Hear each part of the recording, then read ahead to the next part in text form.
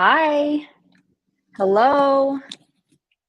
Knock, knock. Anybody home? How are you? Happy Wednesday. Happy hump day, everyone. I hope that you can hear me okay on my Bluetooth here. Please let me know if you're here, hashtag live. If you're here on the replay, hashtag replay. That would be awesome. Let me know if you can hear me okay, like if I have any sound quality issues. That would be wonderful. Welcome, welcome. I'm going to try to get started really super fast so that I can just get in and get out, because time is money and I don't want to waste your time or your money, right? So I'll give it just a second here, see if I can get some people to hop in.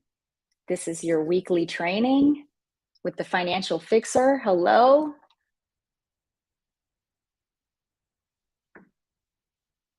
All right. Okay.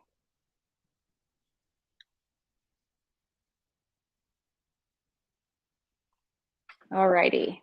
Okay. Hello. Hello. Hello. Awesome. Great. Okay. Sorry, I was checking a few things. All right. So welcome to the Financial Fixer community. This live is taking place in the community today. I'm also streaming over to YouTube, but nobody follows me on YouTube yet. I haven't invited anybody to my YouTube channel. I probably should start doing that. So anyways, this is your weekly Financial Fixer money workshop, okay? If you're new here, I'll go ahead and introduce myself. I'm Amanda Delaney. I'm the Financial Fixer, the founder of Financial Fixer. I'm also a podcaster. You can find Financial Fixer podcast anywhere you listen. Also on Facebook, I have the podcast linked to the Facebook page as well. If you're not following the Facebook page, the Financial Fixer Facebook page, that is, go ahead and follow over there too, because some juicy stuff happens over there on the Financial Fixer Facebook page as well. So where else? So I'm on Instagram at Financial Fixer. So I can easily be found. My link tree is /Financial Fixer as well. So easy to be found. Okay. So if you want any more content, you can, mostly find me in all those places. So today we're talking about taking the right steps now. Do you want to know how to fix your money mess? Not only do you want to know how to fix it now, but do you want to know how to fix it into the future and forever? Right? Because sometimes we kind of like get into something and we make some moves with whatever it is that we want to get better at, and we do it for a little while, and then we kind of fall off the wagon. It happens to all of us. It happens to me in any kind of journey that we're going through. And I think it's important to also align that same type of ideal with our money, because our money is supposed to be with us, as I talked about quite a bit in our last live last week. Nurture your money like a marriage. It's in it with you for the long haul. So this is a long-term game. We're in the game for the long term, right? Like this isn't something that's one and done. We're not just setting a budget and forgetting it. We're tracking our spending, and we're getting wealthy through spending behavior, right? So holistically learning how to find within how to get better with our money, because it's a lot of inward work that has to happen when it comes to our outward behavior, right, and our actions that we take on a daily. So again, today we're talking about taking the right steps to do now, right? So there's three things that we want to focus on. We want to focus on how to clean up the money mess, right? We want to focus on too how to keep the money momentum as you go, right? Keep it going. How do we keep it going, right?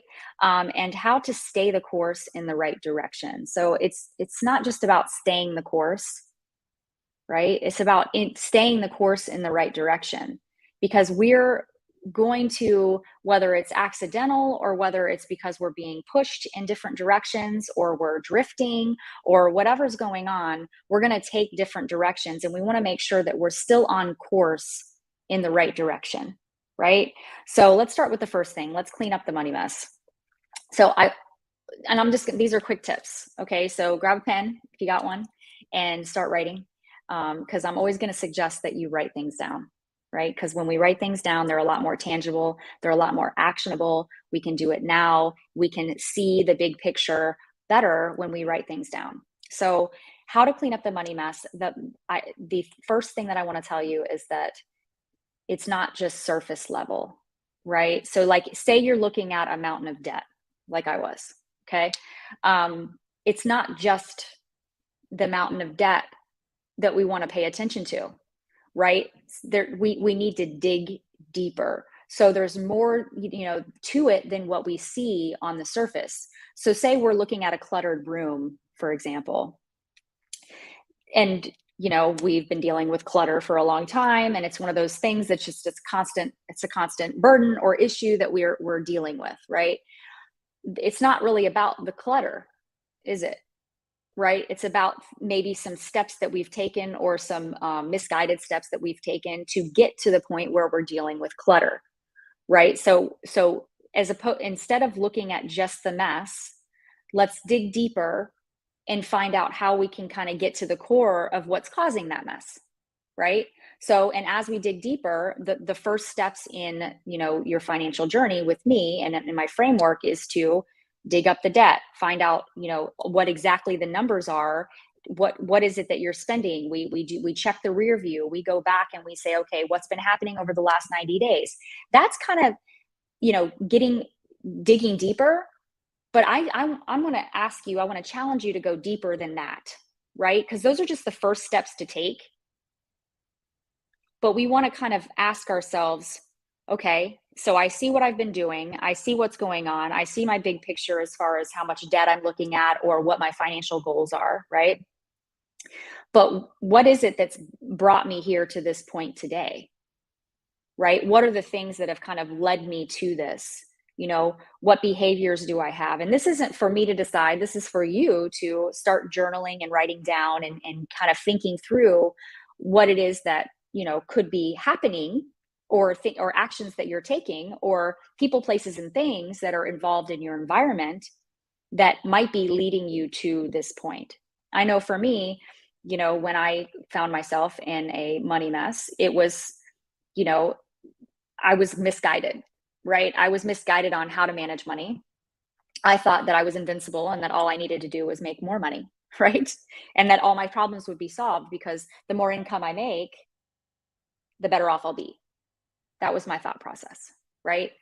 That wasn't true, because I found that I went from 1 year making 40 grand a year, the next year making 80 grand a year. And then all of a sudden I'm still in the same exact position. I'm living check to check. I don't know where my money went. And I'm still scared when I get close to that next paycheck because I'm running out of money, literally, right? And I make too much money for this. Why is this happening? I would ask myself, right? So there's something deeper that's going on that maybe we need to address. And this isn't just something that is like something that's like we do just today, right? There's going to be steps that are going to need to be taken going forward. But as you consistently start to pay attention to your money, you'll find that you'll address more and more of those things that are, the internal work that needs to take place, right? So dig deeper, take the steps, the starting steps that I teach, right? And then do the mindset work on the way, right? So the second thing, how to keep the money momentum going, right? That's what happens is like, you ever like start doing something, like say you get into a task. I'm an entrepreneur. I'm in a lot of tasks all day, and I find myself losing momentum all day. It happens, right? Say you're in a task and you have been distracted from that task and something came up with your family. Somebody called. Happens to me all the time. They say it takes 23 minutes, approximately 25 minutes to get back into task or back into the flow of things, right? So what we want to do is we want to try to really work hard to eliminate the distractions while we're in task, right?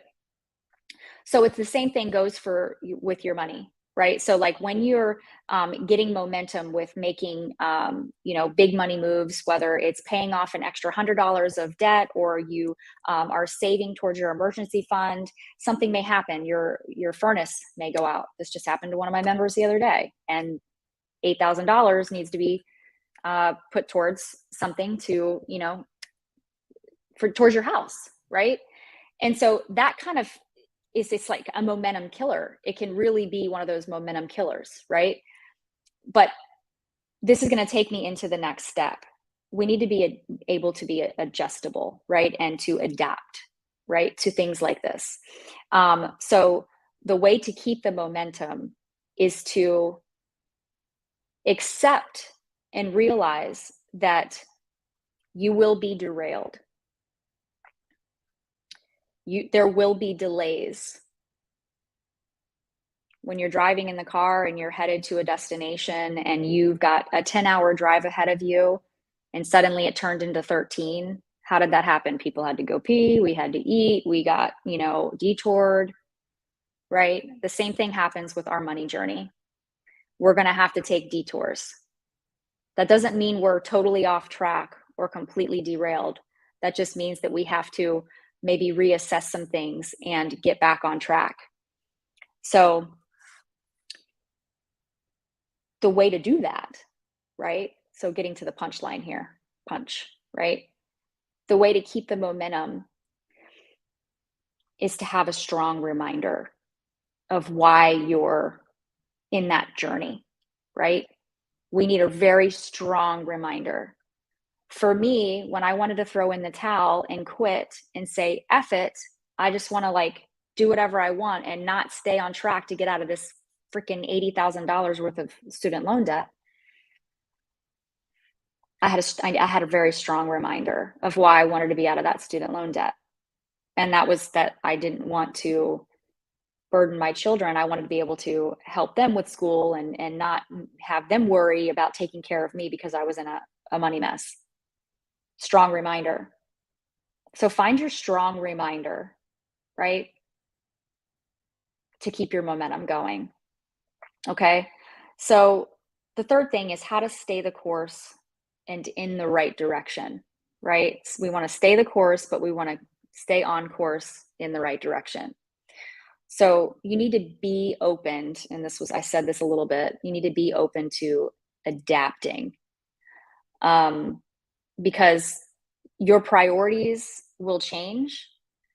There will be life events that will happen while you're on your money journey. I mean, perfect example is, I was crushing my debt on my own, and then my now husband came along, and we got together, and then he had debt to crush, and so we started working our budgets separately when we weren't married yet. But then right before we got married, he bought a house. We did remodeling to the house, renovations. Then we got married. That was a huge expense on my part. Then we had a baby. We went to Spain. I mean, it was crazy. So we had to adapt, right? So we were still on the money journey, right? The journey of getting out of big, massive debt. But there were things that happened, life events, for example, that made us kind of take a pause at times, but not that we were, totally stopping. But we may have to take a pause because we have to have a baby, or we're take a pause because we're renovating a house, or we take a pause because we're getting married and we're going to Bora Bora, all these things that would take place. And we're just pausing. It's just temporary. So accepting the fact that we're going to have to pause, right? And make adjustments. So be open to adjustments. Don't be, too hard on yourself, because again, life does happen while you're on track to get better at something. So the other thing too is to make the adjustments or make the decisions fast. Don't sit on it too long, because that'll keep you stuck, right? So make the decisions very quickly, not so quick that you don't think about it at all, but I mean, just don't let it hang you up. Make a decision, because there's always room for another decision. That's what life is all about, right? We have to make choices and decisions, and then sometimes those decisions take us in a direction that maybe we didn't want to go, or it's not going to serve us. So we have to take a detour or make a change, make another decision. But be open to that, but do it quickly, right? And trust yourself. Trust yourself, because the money will be impacted based on how much you trust yourself with it. Does that make sense? Call to action. I'm making this one quick. Let's do a quick call to action. So I'm gonna ask you to do 3 things, because 3 is my lucky number. You know, I have 3 kids. I was born on 3-3. I love threes. I don't know what it is. So just to, you know, I'm odd. I like odd numbers. So write down how you feel about your money. Do this little exercise. Write down how you feel about your money. You know, and this can go super, you know, all over the place, right? Like, how do you feel when you say the word money? How do you feel about how you treat your money? How do you feel about how your money treats you? How do you feel about how your money is serving you? Right? Is it working for you? Or are you working for it and have no time freedom? Just some probing things, like, you know, just how do you feel about your money? Your money, your financial blueprint. What's going on there? And how does it make you feel? The next thing is to write down what's been getting in your way of wealth. If something has been getting in your way, of course. If you're building wealth, and, you know, I might not be talking to you, but if you're on track and everything's, you know, on the up and up, then this is just for, you know, some extra nuggets to add to your toolbox. But if you're not on track to build wealth, and building wealth, and you know, securing your future with your finances, what's getting in the way? For me, I was in the way. That's just me, my own story. I was in the way of my money progress. What's getting in your way? Or who's getting in your way? The third thing is, ask yourself, do I trust myself with money? Do I trust myself to build wealth successfully?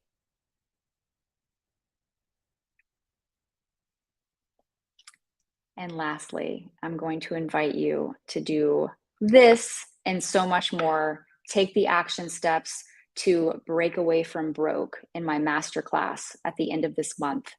So if you want to do more of this intimately, real coaching, I have a masterclass coming up. It's on the 28th, 29th, and 30th at 2 p.m.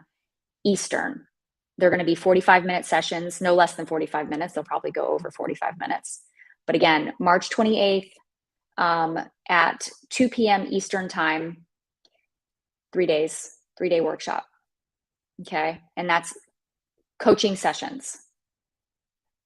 And we're going to break away from broke for real, like actually take the steps to do exactly what you need to do to go from start to creating your own budget, and a budget that's going to be interactive for you, that you can actually get wealthy with. Because I'm going to say this now. I've said it before, but I'm going to say it again. The gateway to wealth is by tracking your spending. The gateway to wealth is by tracking your spending. If it's not being tracked, it can't be measured. Therefore, it can't get better. I hope this was helpful today. Anybody has any questions? Let me check here. All right, I don't think so. Kind of quiet out there, but I do appreciate you so much. And if you need anything, hit me up in the DMs. I'll be talking to you really soon. Have a great day.